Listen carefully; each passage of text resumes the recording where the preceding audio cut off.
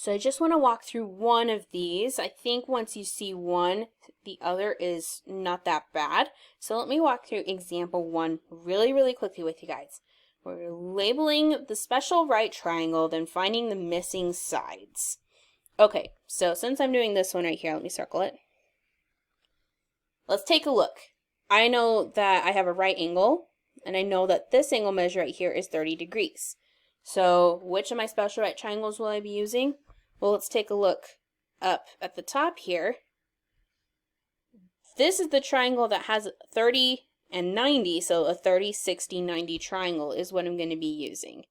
So very quickly, let me label this triangle.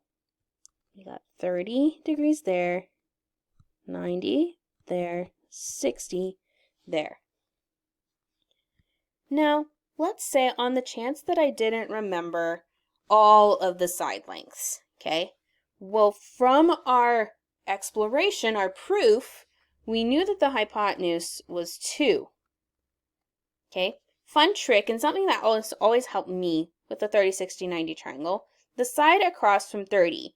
When we had the equilateral triangle, it was 2. Then we cut it right in half. So the side opposite 30 is always half of your hypotenuse. So this is 1.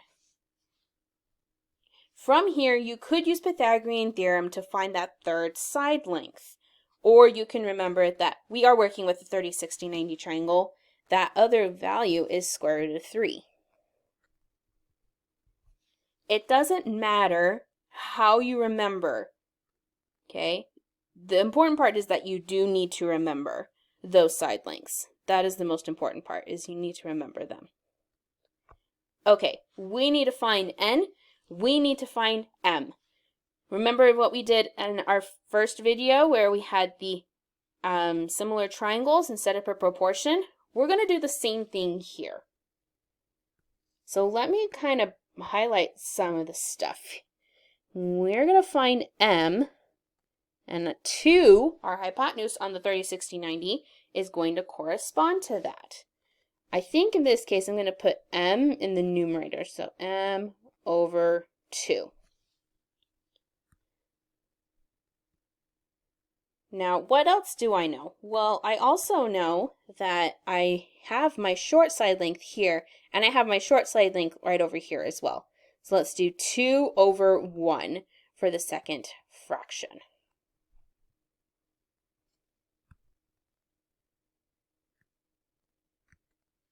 So now the only thing left that I have to do is my cross multiplication. So 1 times m is m, and 2 times 2 is 4. So the value of m is 4.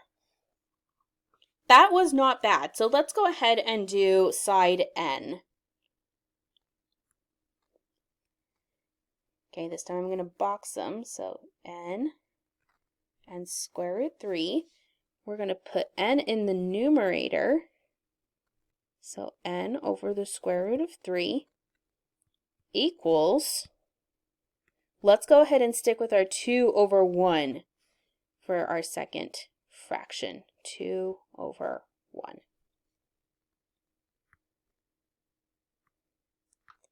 Okay, guys, it's the same idea. We're going to do our cross multiplication. So n times 1 is n. 2 times the square root of 3. Well, those two values can't get multiplied together. 2 doesn't have a radical. Square root of 3, it's kind of on its own. But we can say that it is 2 square root 3. So n equals 2 square root 3. And we've now found both sides of our triangle. Take a minute, pause the video, and try one of the other triangles. See if it works the same with the 45, 45, 90.